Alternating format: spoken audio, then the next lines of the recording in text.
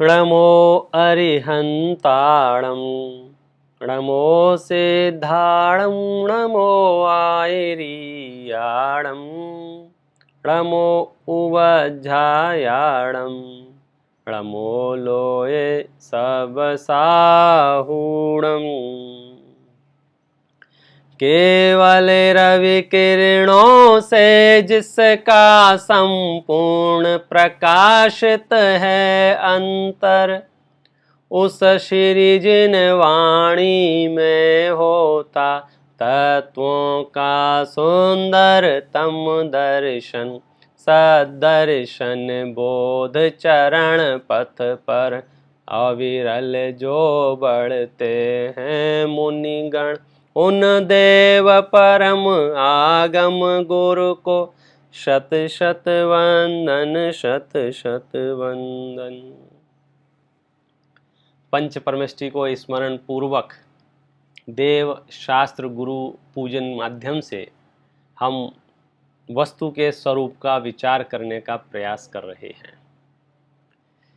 ये वो अद्भुत पूजन है पूरे जैन इतिहास में, जैन साहित्य में, जिसमें पूजन तो की ही गई है, पूजन के माध्यम से स्वाध्याय भी किया गया है। वस्तु स्वरूप को पंक्ति पंक्ति में इस तरह से निबद्ध कर दिया है कि पूजन करने वाले को पूजन का भी लाभ मिलता है और स्वाध्याय का भी लाभ मिलता है। अभी तक जो अपन ने चर्चा की है उसका सार इतना सा है कि सबसे पहले जो स्थापना वाला छंद है उसमें हमने ये पढ़ा कि देव कौन, शास्त्र कौन और गुरु कौन। तो देव के संदर्भ में बताया कि जिनका अंतस्थल केवल ज्ञान रूपी सूर्य की किरणों से जगमगा रहा है, वे तो हैं मेरे देव। अर्थात केवल ज्ञानी जो हैं वो मेरे देव हैं।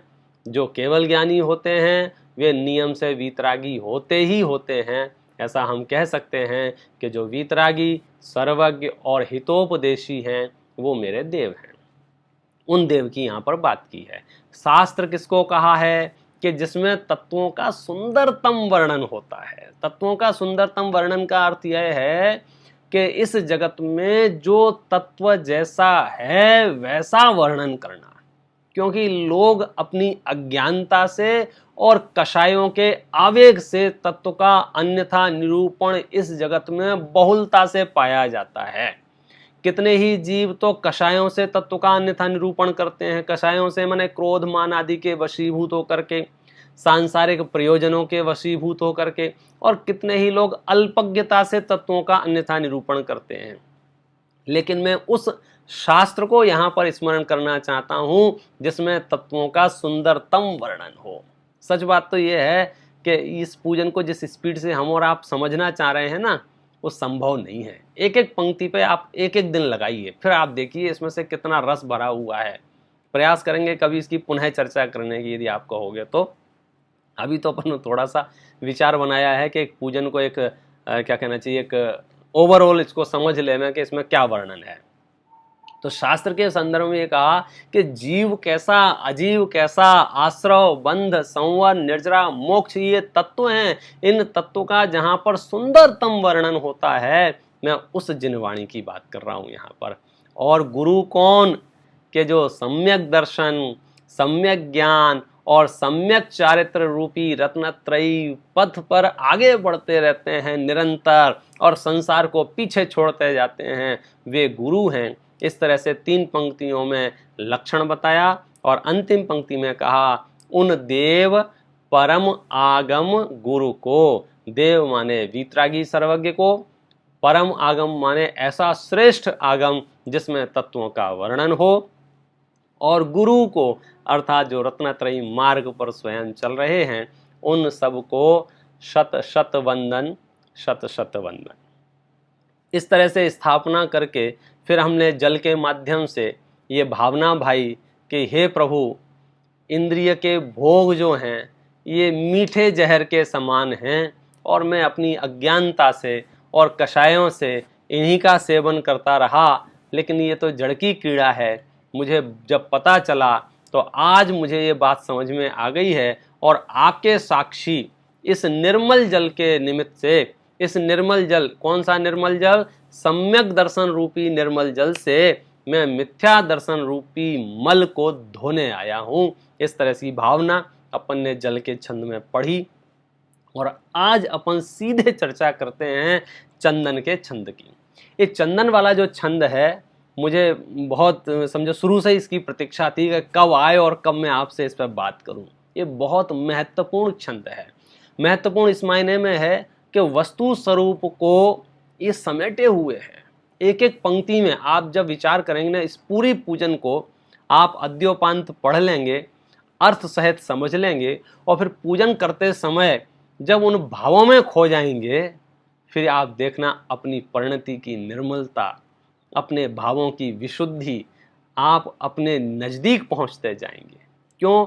इन पंक्तियों में, इस पूजन में वस्तु का स्वरूप की तथ्यात्मक निरूपण भी किया है कि वस्तु का स्वरूप क्या है, फिर हमारी क्या उल्टी मान्यताएं हैं इसका भी निरूपण किया है, और फिर मैं कैसे ठीक हो सकता हूं ये उपाय भी बताया है।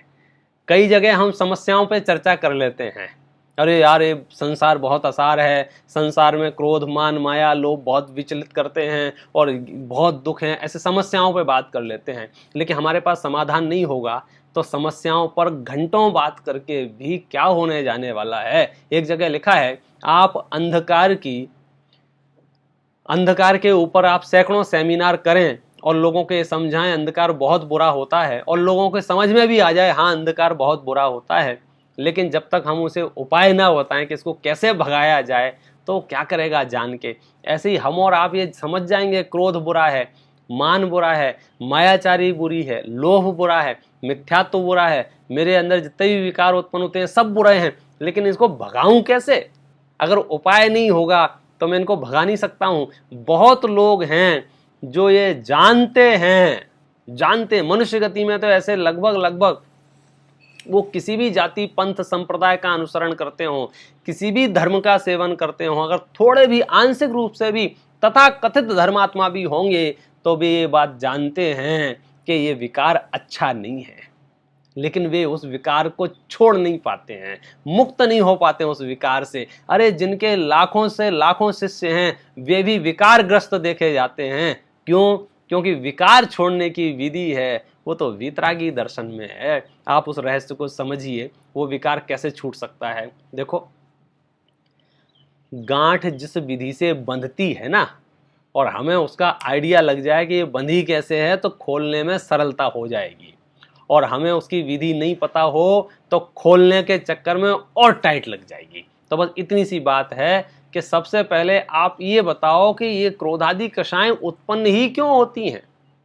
यदि हमें इनका उत्पत्ति स्थान पता चल जाए, देखो आप जिस घर में भी रहते होंगे, आपने बड़ी मेहनत से घर बनाया, लाखों रुपए का उसमें फर्नीचर लगाया और जिसका जितनी सामर्थ्य पूरा घर बना लिया। घर बनाने के बाद क्या हुआ, पेंट वेंट सब हो गया, उद्घाटन हो गया, और 10-15 दिन बाद देखा तो दीवार पे हाथ रखा तो ठंडी ठंडी लग रही थी। थोड़े दिन बाद देखा वो ठंडक से वहां बूंद बूंद पानी की आने लगी। फिर देखा अरे यार ये तो सीपेज है, यहाँ तो पानी आ रहा है कहीं से।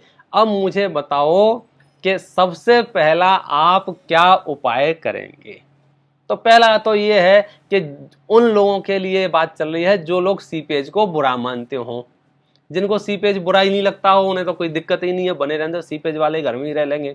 लेकिन जिनको बुरा लगता हो, ठीक है, कितना ही बुरा लगता हो, सबसे पहला उपाय क्या है, तो आप और हम इस बात में एक मत होंगे कि सबसे पहला उपाय है कि चलो भैया खोजो। क्या खोजें? कि ये आ कहां से रहा है।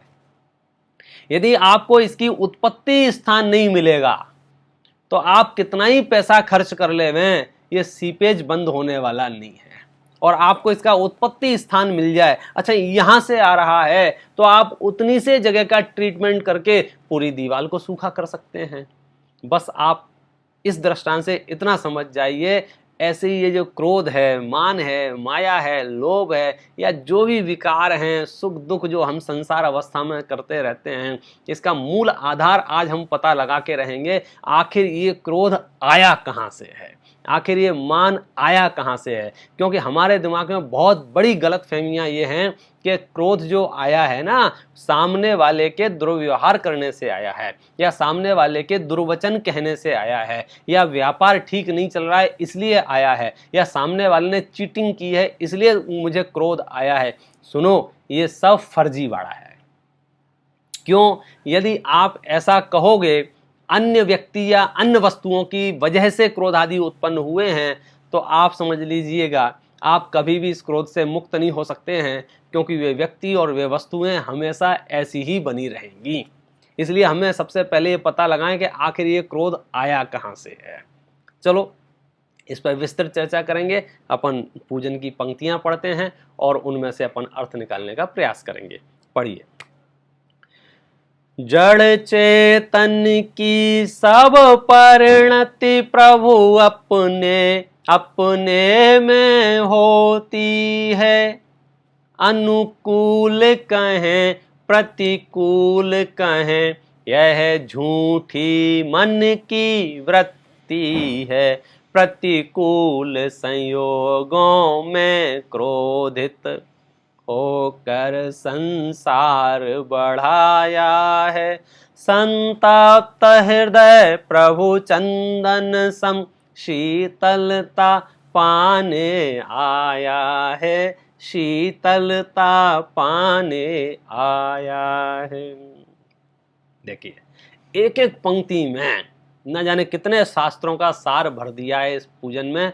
सच में जब जितनी बार आप इसको पढ़ोगे और जितना इसके अर्थ पर विचार करोगे, आप अपनी जगह से उछल जाओगे, मतलब नाचने लगोगे। इतना माल भरा है इस पंक्ति में। देखिए, सबसे पहली पंक्ति है वस्तु स्थिति के निरूपण करने वाली। वस्तु स्थिति का निरूपण करने वाली, तथ्य बताने वाली, फैक्ट, माने जिसमें कुछ भी परिवर्तन संभव नहीं है। सबसे पहले फैक्ट जान लें और फिर हम ये जानेंगे उस फैक्ट में हम क्या गड़बड़ी कर देते हैं, और फिर हम जानेंगे कि हम उसको ठीक कैसे कर सकते हैं। सबसे पहले, जड़ चेतन की सब परिणति प्रभु अपने अपने में होती है। तो यहां पर आपको तीन बातें समझनी पड़ेंगी। सबसे पहले जड़ क्या है, चेतन क्या है, फिर समझना पड़ेगा जड़ की परिणति क्या है, चेतन की परिणति क्या है, और फिर समझना पड़ेगा अपने अपने में होती है। तो देखो, इस विषय को यदि आप सच में थोड़ा सा और गहराई से जानना चाहते हो तो आपको द्रव्य गुण पर्यायों का स्वरूप समझना चाहिए।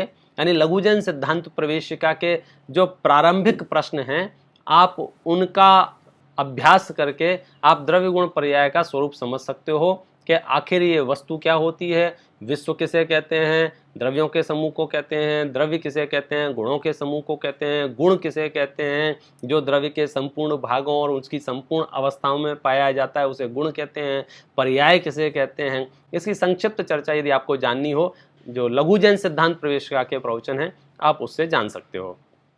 अभी अपन जो चर्चा करनी है उसको आगे बढ़ाते हैं। तो जड़ क्या है और चेतन क्या है। तो इस पूरे विश्व को यदि हम दो प्रकार के तत्वों में बांटना चाहें तो जड़ और चेतन में बांट सकते हैं। ऐसे वस्तु व्यवस्था की दृष्टि से देखा जाए तो इस विश्व में 6 द्रव्य हैं: जीव, पुद्गल, धर्म, अधर्म, आकाश और काल। और इन 6 द्रव्यों में यदि हम 2 विभाग करेंगे तो कहेंगे कि पुद्गल नभ धर्म अधर्म काल, इन ते न्यारी है जीव चाल। कि पुद्गल, नभ, धर्म, अधर्म और काल, ये 5 द्रव्य तो एक ही जैसे हैं लगभग, और एक द्रव्य इनसे भिन्न है। कौन सा द्रव्य भिन्न है? जीव द्रव्य भिन्न है।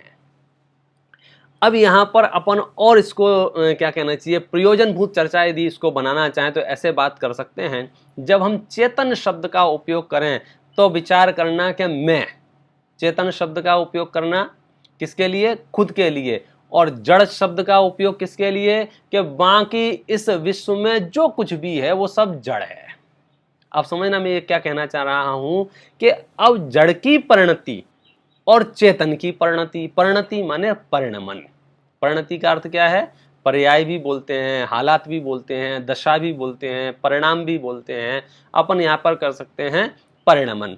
तो जड़ का जो परिणमन है और चेतन का जो परिणमन है, ये एक महत्वपूर्ण चिंतन का विषय ये है, क्या जड़ का परिणमन चेतन में या चेतन का परिणमन जड़ में हो सकता है? संभव ही नहीं है, ये तथ्य है। जड़ चेतन की सब परिणति प्रभु अपने अपने में होती है। आप इस तथ्य को स्वीकार किए बिना आगे पूजन पढ़ ही नहीं सकते। पढ़ नहीं सकते माने समझ में ही नहीं आएगा आपको क्या हो रहा है। जड़ की परिणति और चेतन की परिणति, और जड़ चेतन सर्वत्र हैं। जैसे मैं यहां बात करूं, यहां पर दो हैं, एक मैं चेतन तत्व और एक ये शरीर जड़ तत्व। अब ये दो हो गए ना यहां पर, जड़ और चेतन। अब इनका परिणमन, शरीर का परिणमन और चेतन का परिणमन। अब मुझे बताओ, शरीर का परिणमन चेतन में और चेतन का परिणमन शरीर में ऐसा होता है कि शरीर का परिणमन शरीर में और चेतन का परिणमन चेतन में। देखो,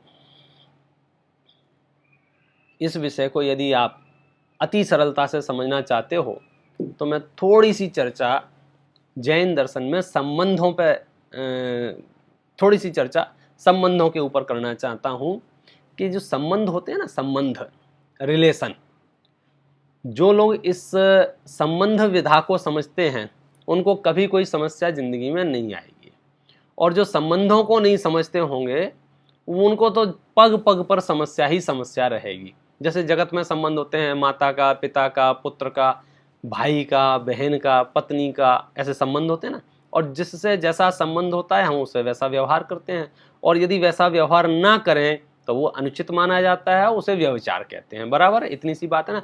ऐसी दार्शनिक दृष्टि से भी वस्तुओं में अनेक प्रकार के संबंध होते हैं, जिनकी चर्चा यहाँ पर प्रासंगिक इसलिए है, मैं जिस बात को समझाना चाह रहा हूँ वो आपको जल्दी समझ में आ जाएगी। एक संबंध होता है एक क्षेत्र अवगाह संबंध। कौन सा?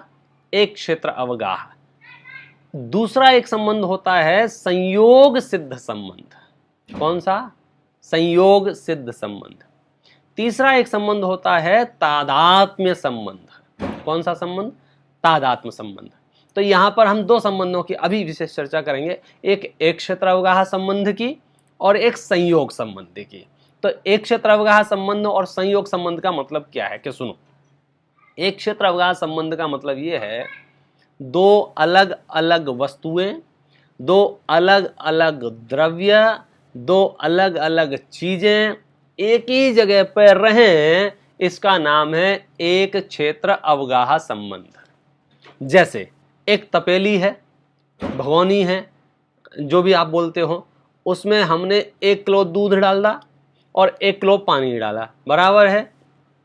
अब वो जो रिलेशन है किसका? दूध और पानी का, आपस में एक में एक हो गए हैं, मिल गए हैं। इसको अपन ने गर्म कर लिया। मैं पूछता हूँ, एक तपेली में हमने 1 किलो दूध डाला, 1 किलो पानी डाला, ऐसे करके 2 किलो हो गया। तो दूध टोटल कितना हो गया? 2 किलो दूध हो गया क्या नहीं हो गया? आप कहोगे पंडित जी ये दिमाग खराब है क्या? 2 किलो दूध नहीं हुआ है, दूध तो 1 ही किलो है। 1 किलो तो क्या है कि पानी है। अब मुझे ऐसी कोई विधि बताओ कि ये एक में हो जाएंगे क्या नहीं हो जाएंगे? कि नहीं, ये 3 काल में एक में नहीं होंगे, लेकिन दिखेंगे एक में। आप ऐसा विभाजन नेत्र इंद्रिय से नहीं कर सकते हैं, आप दृष्टि से ऐसा विभाजन नहीं कर सकते हैं कि इसमें इतना पानी है, इतना ये देखो इतने अंशों में पानी है, इतने अंशों में, जैसे एक तपेली में 50% इधर लेफ्ट साइड पानी है और राइट साइड दूध है, ऐसा विभाजन नहीं कर सकते हैं आप। वो एक मेक दिखते हैं, लेकिन आप चूंकि समझदार लोग हैं, ज़्यादा प्रवचन करने की आवश्यकता नहीं है इस विषय पर। आपको ये बात गहराई से पता है कि वे एक मेक दिखने पर भी एक मेक होते नहीं हैं। ऐसा कह सकते हैं कि पानी की एक भी बूंद दूध रूप नहीं होती है और दूध की एक भी बूंद पानी रूप नहीं होती है। अब तुम इसको गर्म करो, ठंडा करो, फ्रिज में रखो, आग में डालो और ऐसे ऐसे गिलास को ऐसे ऐसे घुमाओ और उसमें चम्मच ऐसे ऐसे करो, आप उसके साथ कुछ भी हरकतें करें, कुछ भी उसके साथ व्यवहार करें, दूध दूध रूप रहता है, पानी पानी रूप रहता है, दिखता एक मेक है। तो एक मेक दिखने पर भी भिन्न भिन्न रहते हैं। तो एक मेक दिखना, इसका नाम है एक क्षेत्र अवगाह संबंध। जैसे वहां पर दूध और पानी एक साथ रहते हैं, ऐसे ही यहां पर शरीर और मैं एक साथ रहता हूं। शरीर और मैं माने दूध और पानी। मैं ये दृष्टांत क्यों दे रहा हूं कि हम 20 साल से, 50 साल से, 100 साल से इस शरीर में रह रहे हों, उसके बावजूद भी शरीर की एक बूंद, शरीर का एक परमाणु चैतन्य रूप नहीं होता है, और चैतन्य का एक प्रदेश, सुनना ध्यान से, चैतन्य का एक प्रदेश शरीर रूप नहीं होता है। लेकिन मैं उठता हूं तो शरीर उठता है, मैं बैठता हूं तो शरीर बैठता हूं, साथ में उठते बैठते खाते पी सारी क्रियाएं, तो ये एक दिखते हैं, ये एक है नहीं। अब इस एक क्षेत्र अवगाह संबंध को आप समझ जाएंगे तो फिर ये पंक्ति पढ़ सकते हैं और इमेजिन कर सकते हैं, जड़ चेतन की सब परिणति प्रभु, जड़ चेतन की सब परिणति प्रभु अपने अपने में होती है। जड़ की परिणति चेतन में नहीं और चेतन की परिणति जड़ में नहीं। तो ये समझना। दूसरा संबंध जो मैं आपको बता रहा था संयोग संबंध, में बहुत संक्षिप्त में चर्चा कर रहा हूं।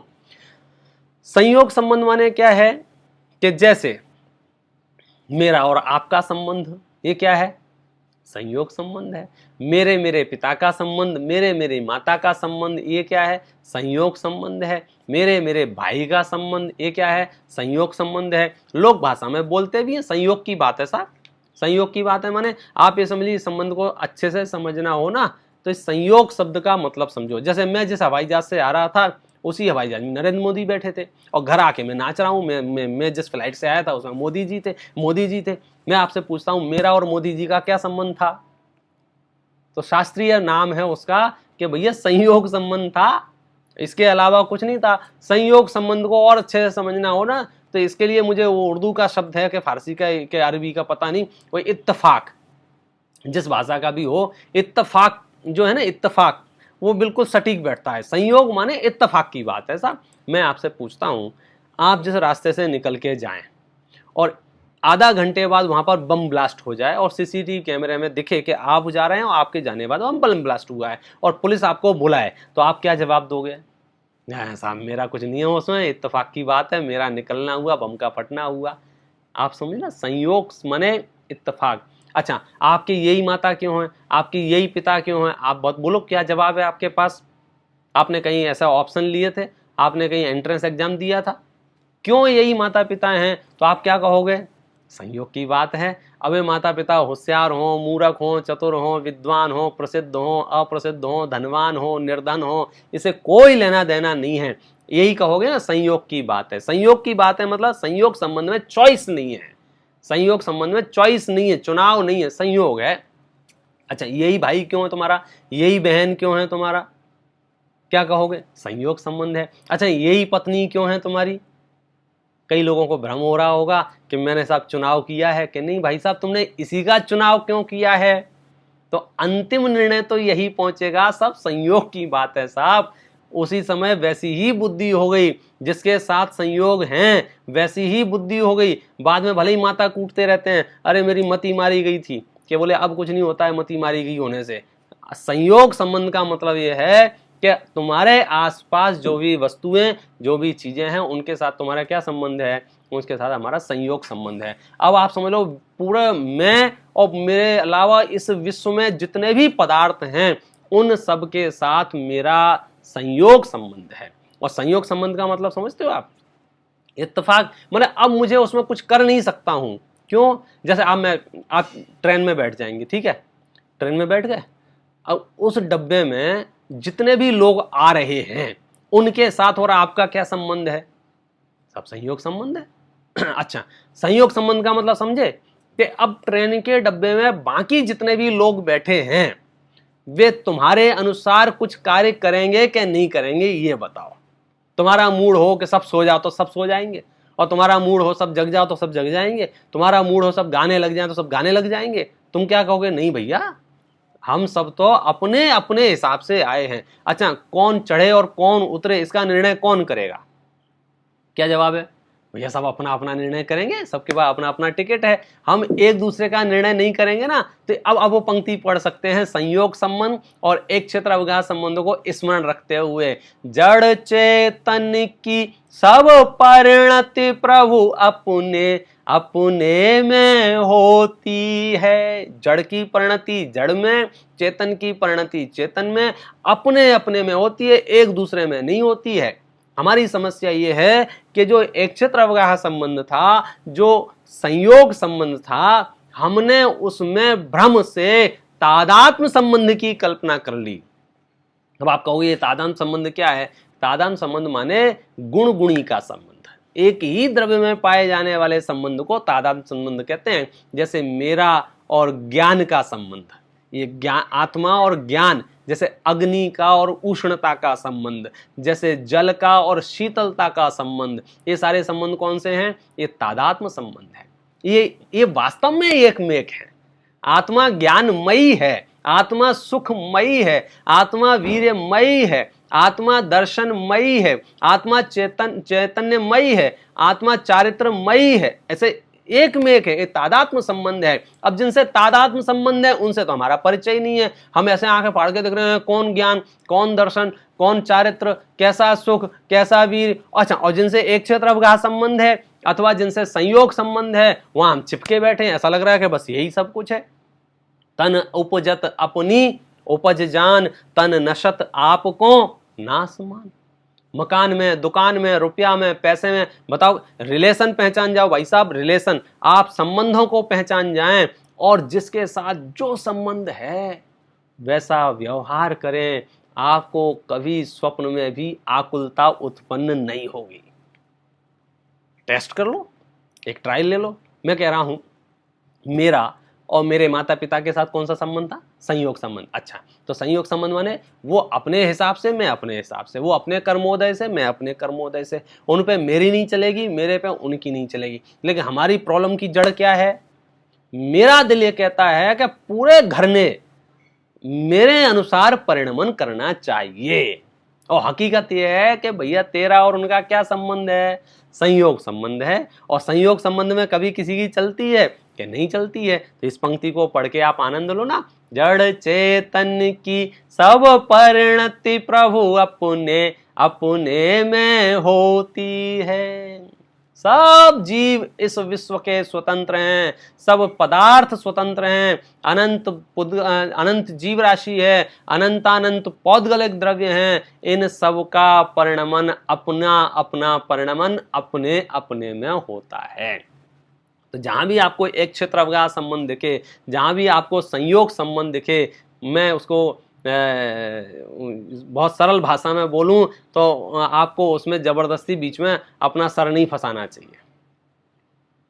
अरे वो जड़ की परिणति है। अब और देखो, इसकी गहराइयों में चलो आप, तो आपको आनंद द्विगुणित हो जाएगा।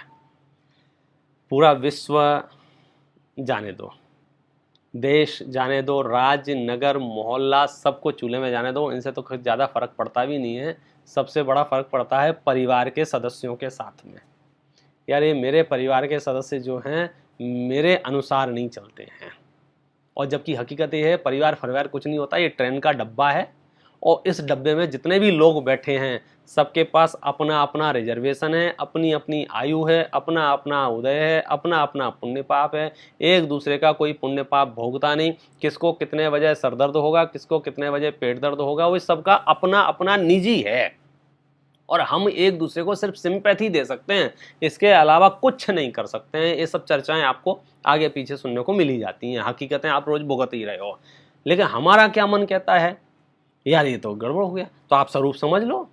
क्या स्वरूप समझ लें कि ये सब जितना भी परिवार के सदस्य दिख रहे हैं, ये रेल के डब्बे में बैठे हुए लोग हैं और सब अपने हिसाब से आए, अपने हिसाब से जाएंगे। इनके साथ मेरा क्या संबंध है? बोले संयोग संबंध है। रुपया पैसे के साथ क्या संबंध है? संयोग संबंध है। संयोग संबंध का मतलब समझे, रहे तो ठीक और नहीं रहे तो ठीक। मैं कहता हूं एक डब्बे में 50 आदमी चढ़े और उसमें से 20 उतर गए, आपको कोई फर्क पड़ा? नहीं फर्क पड़ा।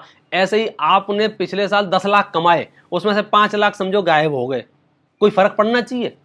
अरे 5 लाख नहीं, 20 के 20 लाख भी खत्म हो जाएं तो कोई फर्क पड़ना चाहिए कि नहीं पड़ना चाहिए? अरे यार कैसे फर्क नहीं पड़ेगा, मैं तो रोड पे आ जाऊंगा। अरे भाई तू रोड पे नहीं आएगा, तू चैतन्य तत्व है, तू चैतन्य तत्व ही रहेगा। रोड पे तो ये बाह्य संयोग आएंगे। अब हमने मिक्स कर दिया उन सब चीजों को। देखो इसका आनंद लेना हो ना, और अंदर चलो, परिवार को भी छोड़ो। ये शरीर जो है ना, शरीर ये तो अपने हिसाब से परिणमन करेगा क्या नहीं करेगा? इसमें तो अपने हिसाब से परिणमन होता है क्या नहीं होता है? देखो जब तक शरीर मेरे अनुकूल परिणमन कर रहा था तो मुझे ये भ्रम था कि मैं इस शरीर को स्वस्थ रखता हूं। मुझे भ्रम था। कैसा भ्रम था? मैं सवेरे दौड़ने जाता हूं, मैं फलाना काम करता हूं, मैं सलाद खाता हूं, मैं उस लंबी रामायण थी। हकीकत क्या था? भैया शरीर जड़ है और इसकी समस्त परिणति अपने में हो रही थी और तुम अपने में थे। सारा जो कुछ भी आपको ये दिख रहा था ना, रोगीपना, निरोगीपना, लंबा मोटा पतला काला गोरा, जो कुछ भी था, इसके कर्म सिद्धांत में आपको भरपूर डिटेल मिल जाएगी। एक एक व्यक्ति की एक एक कर्म की प्रकृतियों का उदय निषेकों का आता है तो जाके वो संयोग बनते हैं। तुम्हारे सोचने से संयोग नहीं बनते हैं। लेकिन हम क्या करें, हम उसमें अपना सर फंसा लेते हैं। सुनो, इस पंक्ति का अर्थ समझने के लिए आपको जड़ और चेतन की पहचान करनी होगी कि जड़ कौन है और चेतन कौन है। मैं आपको और आगे ले जा रहा हूं। पूरा विश्व भूल जाओ, घर दुकान मकान रुपया पैसा छोड़ो, जाने दो, शरीर पे आ गए ना। शरीर जड़ है या चेतन है? कि शरीर जड़ है। आप चेतन हैं या जड़ हैं? कि मैं चेतन हूं। तो मेरी परिणति मेरे में होगी और जड़ की परिणति जड़ में होगी। चलो अब मैं और आगे, ये जो वाणी है, ये जो भाषा है, ये कौन है? जड़ है या चेतन है? ये जो आपको शब्द सुनाई दे रहे हैं, ये पुद्गल है या जीव है? ये भाषा जो है ना, ये भाषा भी जड़ है, तो वाणी भी जड़ है और मैं चेतन हूं। लेकिन यार ये इतना कैसा नजदीक का संबंध है कि मैं जैसा विकल्प कर रहा हूं वैसे ही शब्द निकल रहे हैं। सुनो, इसी को निमित्त नैमित्तिक संबंध कहते हैं। क्योंकि एक क्षेत्र अवगाह है ना, और कर्ता कर्म इसलिए नहीं है क्योंकि हमेशा वाणी ऐसी ही निकलती रहेगी, इसकी कोई गारंटी नहीं है। आपको क्या लगता है? मैं बोल रहा हूं, ये कर्म की प्रकृतियां सुनाई दे रही हैं आपको। यश प्रकृति का उदय होता है, मुख से फूल झड़ते हैं। अपयश प्रकृति का उदय होता है, मुख से दुर्वचन निकलते हैं। एक एक प्रकृतियां परिणमन करा रही हैं। मुझे लगता है मैंने बढ़िया बोला, मैंने खराब बोला। मैं जो 1 घंटे आप जो प्रवचन सुन रहे हैं ना, ये इनमें से एक अक्षर का कर्ता आत्मा नहीं है। एक अक्षर का, एक अक्षर का। इसके अपने लाभ हैं, वो लाभ आपको अभी दिखेंगे। आपको गुरुदेव श्री के यदि आपने प्रवचन सुने होंगे तो वो अधिकांश प्रवचनों में इस बात को दोहराया करते हैं। भगवान आत्मा शरीर मन वाणी से जुदा तत्व है। शरीर मन और वाणी से जुदा तत्व है। शरीर मन वाणी से जुदा तत्व माने शरीर से तो जुदा है ही, समझ में आ गया मुझे। वाणी से भी जुदा है और मन से भी जुदा है। मैं ये बात समझना क्यों आवश्यक है? क्योंकि क्रोध का असली कारण यही है। क्रोध की जड़ कह लो, क्रोध की फसाद कह लो, या क्रोध नाम की जो बीमारी है ना हम और आपको, उसका कारण यही है कि प्रॉब्लम कहीं और होती है, परेशानी कहीं और होती है। नहीं समझ में आया? नहीं, इतनी जल्दी नहीं आएगा ये। सुनो, हमको क्रोध उत्पन्न हो ना, कई लोग होते हैं, आपने देखा होगा, कई बार घटनाएं दुर्घटनाएं इतनी विषम हो जाती हैं। मैंने एक बार पेपर में पढ़ रहा था कि 2 लोगों की आपस में लड़ाई हो रही थी और उस लड़ाई को देखे तीसरे आदमी को इतना गुस्सा आया कि उसने अपनी बैग से बंदूक निकाली और चला दी और उसमें एक व्यक्ति मारा गया। अब पूरे प्रकरण में विचारणीय बात यह है, लोग उसको यही समझा रहे थे कि भैया वे दोनों आपस में लड़ रहे थे, तुम्हें गोली चलाने की क्या जरूरत थी, लेकिन उसे सहन नहीं हुआ। तो प्रश्न ये है कि आप जो क्रोध करते हो, अब आप थोड़ा अलर्ट हो जाना कि हम और आप जो क्रोध करते हैं, पहले तो ये बताओ वो क्रोध जायज करते हैं या नाजायज करते हैं। जायज नाजायज का मतलब ये कहना चाहता हूं कि वो जो उसके जो हम कारण बताते हैं वो सही है या गलत हैं। जैसे बहुत सिंपल, कोई टेक्निकल बात नहीं करना चाहता हूं और कोई घुमा फिरा के बात नहीं करना चाहता हूं, मतलब ऐसी चर्चा नहीं करना चाहता हूं कि आपके ऊपर से जाए। अब आप सीधे सीधे मुझसे जुड़ जाइए इस बात को लेकर के कि आप ये विचार करिए आपको क्रोध कब आता है। सुनिए, आप खड़े हुए हैं और 10 लोग और खड़े हुए हैं, किसी व्यक्ति ने जोर से गाली दी और आपको ऐसा लगा कि इसने मुझे गाली दी है, तो आपको गाली सुनते ही एकदम क्रोध उत्पन्न हुआ और पलट के देखा, डबल गाली देने की इच्छा से कि कौन है जिसने मुझे गाली देने की हिम्मत की है। पलट के देखा और जैसे ही पलट के देखा तो सामने वाले ने एक बात कही। क्या बात कही? कि भैया मैं आपको नहीं दे रहा हूं, उसको दे रहा हूं। मुझे बताइए, आप अभी भी क्रोध करेंगे या क्रोध करने के प्रोग्राम को कैंसिल कर देंगे? क्रोध करने के प्रोग्राम को कैंसिल कर देंगे। क्यों कैंसिल कर देंगे? क्योंकि आपको यह बात समझ में आ गई कि इसने जो गाली दी है ये मुझे नहीं दी है, पीछे वाले को दी है, और हम कहेंगे भैया तू जान तेरा काम जान, मुझे कोई लेना देना नहीं है। माने आप क्रोध से इसलिए मुक्त हो गए क्योंकि आपको ये रहस्य पता चल गया कि गाली तुझे नहीं दी गई है। बराबर है।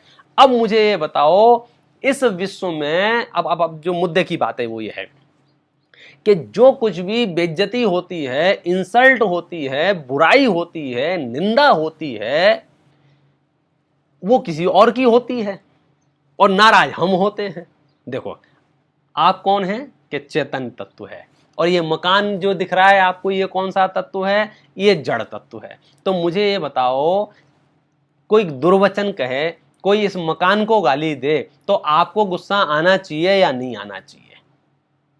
आना चाहिए कि नहीं आना चाहिए? आती है कि नहीं आती है इसकी बात नहीं कर रहा हूं, आना चाहिए कि नहीं आना चाहिए?